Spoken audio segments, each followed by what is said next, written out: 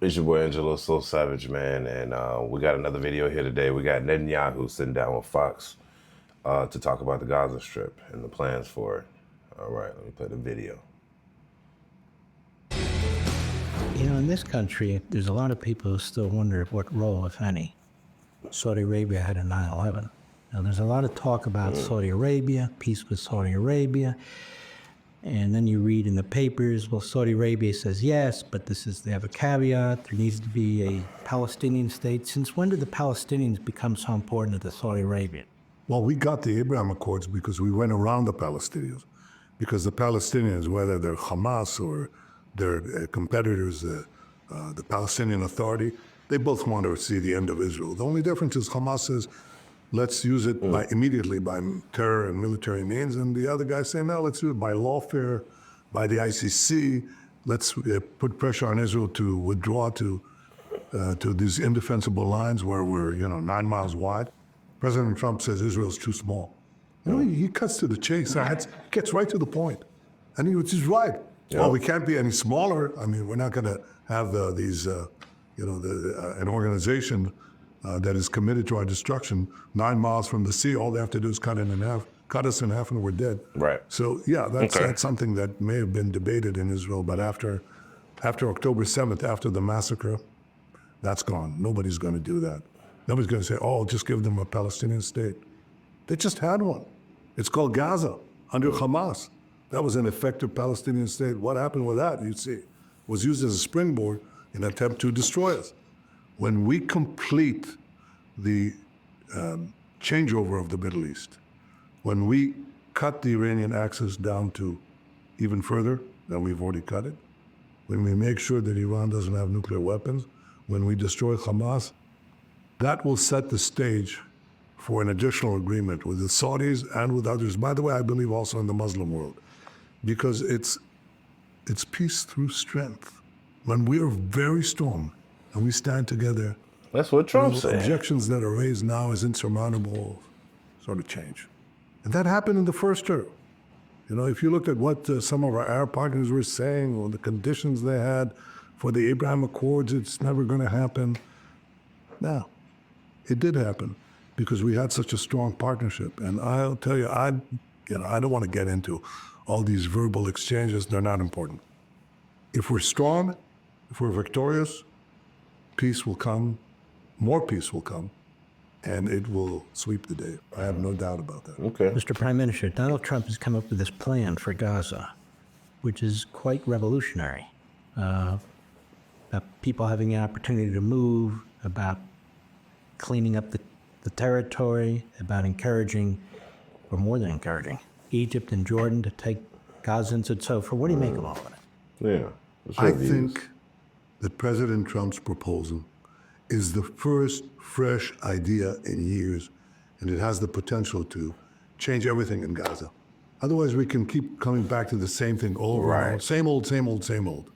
Okay. We leave, but Gaza becomes again reoccupied by these terrorists who use it as a base to attack Israel. And he comes forward and he says, let's have a new idea. By the way, I've seen him do this time and again. He cuts to the chase. He asks you these things or says things that people find it jarring initially. And then I said they scratch their heads. They say, you know what? He's got a point here. Hey. And sometimes, and I hope this time too, Pause that real quick. That's exactly what I was thinking when he was announcing this for Netanyahu, Mr. Donald Trump. I was like, damn, we shouldn't take the Gaza Strip. But then I started thinking on it. I was like, you know what? It's probably best that we take it, if anything. If anybody's going to take it, it's probably best that the West takes it. You know what I'm saying? It's probably best that we take it. That's how I was, how I felt about the situation when they was announcing it. he's right, because it happened many times. So it's happened this time too. What is Gaza? Gaza is basically a small area right next to, it's 25 miles from Tel Aviv, which Hamas has used as a springboard for continuous attacks, terrorist attacks against Israel. We come in, we slap them, smack them, and we leave, and then we do it again, and we do it. They do it again. We do it again. Doesn't go anywhere. Now we did something else. We're going to finish Hamas off, and what happens then? Do you leave the people there with all that devastation? Right. Do you say, well, they have to stay in, confined? Because nobody lets them leave. Everybody describes Gaza as the biggest open-air prison in the world. You know why? Because they're not allowed to leave. And therefore, they're just getting more and more densely populated, more miserable, overtaken time and time again by these terrorists.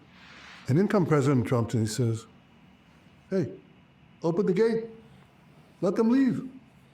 And I'll find a place of destination for temporary relocation. How are you going to clean up this site, devastation caused by the fact that Hamas was fighting from densely populated areas and forced us to take action? They're also devastated by their booby traps that they put there in every house. They detonate. A lot of this is self-inflicted. So, get the population out, allow them to leave, not forcible eviction, not ethnic cleansing, getting people out of what all these countries and all these do-gooders say is an open-air prison. Why are you keeping them in prison? All that President Trump is saying, I want to open the gate and give them an option to relocate temporarily while we rebuild the place physically and while we also rebuild it in terms of de-radicalization. You want to come back? You have to disavow terrorism, but you can't come back. Get get the Arab country. Let me pause it real quick. Me personally, I like how he's wording everything. He's very well spoken, but that last part of what he said, when he said that give him an option to leave, I'm gonna be honest, I don't think they got no option. I think we just gonna go in there and take it. That's just what it's gonna be. Because Israel's tired of attacking Hamas, so they just gonna end the Gaza Strip. They're just gonna wipe them out, pretty much. That's kind of what I think he's saying. I believe that's what he's saying. He's just gonna wipe them out, try to kill Hamas in whole, but they might just come back anyway because that's what they've been doing. So I don't, and I paused the video just to say I don't think that the United States is just gonna give them option to leave or not. We're gonna push them out.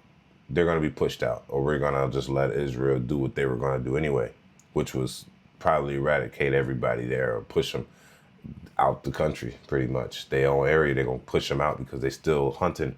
They said they only got 75% of the leaders of Hamas. They probably trying to go for all of them, which is gonna probably take the whole Gaza Strip away. They're gonna push Hamas into the neighboring countries. So it's still a good plan regardless, because like Netanyahu said, they're just gonna keep coming back. It's gonna be a back and forth. They know the business. It's just you're gonna come back and forth. We're just gonna keep continuing, and the people of the land is not gonna live a great life. It's gonna be very depressing for them because this is gonna happen. A lot of casualties will happen. It's the best interest of the Palestinians to probably leave the Gaza Strip. That's kind of what I'm interpreting. Maybe I'm wrong. You tell me in the comment section. The Gulf countries and others to finance the reconstruction. They always say that they care about Gaza. Okay, here's a chance to prove it. I think this is a novel approach and the correct approach. It's got details that have to be sorted out, but two things that President Trump has been blamed for are totally false. He never said he wants American troops to do the job. Guess what? We'll do the job. Hamas Really? attacked us. We'll take care of them. We'll Okay. finish them off. And the second thing, he didn't say we that know. American We taxpayers' know money Netanyahu's was going gonna to do the finish it. job. He said he'd get independent financing for it, and I'm sure he will.